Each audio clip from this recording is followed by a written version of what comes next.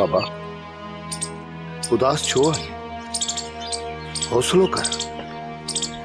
ये जिंदगी त दुखन सुखन जी सूं है। अॼु जेकॾहिं ॾुखिया ॾींहं आहिनि त अलाह कंदो सुभाणे सुखिया ॾींहं बि ईंदा।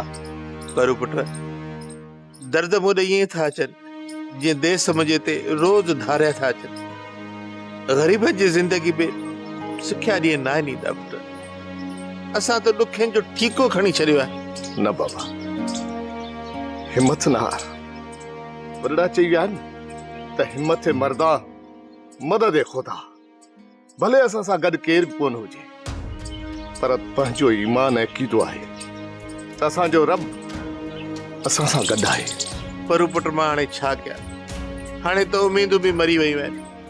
मुंहिंजी त अखियुनि जो पाणी बि सुकी वियो आहे। मूं वटि त रोअण जे लाइ लुड़क बि न आहिनि रहिया। रब वॾो आहे। ही आज़माइश जी घड़ी भी गुज़री वेंदी। या अल्लाह हिकु त मूंखे पैदा न करी आहे। ये पैदा कई त ग़रीब न करी आहे। ये ग़रीब कई त धीअर न ॾिया। ये धीअर ॾिनई त संभालण जो हौसलो बि ॾिया।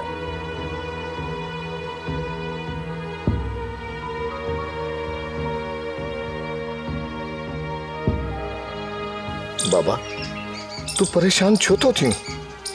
पर वो अञा जिंदा है। अल्लाह कंदो न्याणियूं पंहिंजे घर तड़ वारियूं थी वेंदियूं। अल्लाह मां छो उमेद ला थी बा। पर पुट हाणे न दिल में सहपन आहे। मां सदोरी जा लुड़क तो ॾिसां त मुंहिंजी दिल दरी थी पवे। हुन जा लुड़क खंजर बणिजी मुंहिंजे कमज़ोर सीने में लही था वञनि। बाबा परेशान न थी। अल्लाह ते रख। अल्लाह कादिर करीम है। तव्हां जेको कमु चयो असां करे छॾियो आहे। हाणे ख़र्ची करे त असां वञूं। ख़र्चूं खोड़ कमु त तव्हां वाक़ई ॾाढो भलो कयो आहे। पर मानी खाई पोइ वञो। न रे सर असां हाणे हलूं था। असांखे ॿिया कम बि खोड़ आहे। भला जेकॾहिं मानी नथा खाओ त पोइ चांहि पी वञो ऐं ॿाहिरि नौकर मुंहिंजो वेठो अथव। तव्हां हुन खां पंहिंजी ख़र्ची वठी वञो। महिरबानी रे सर।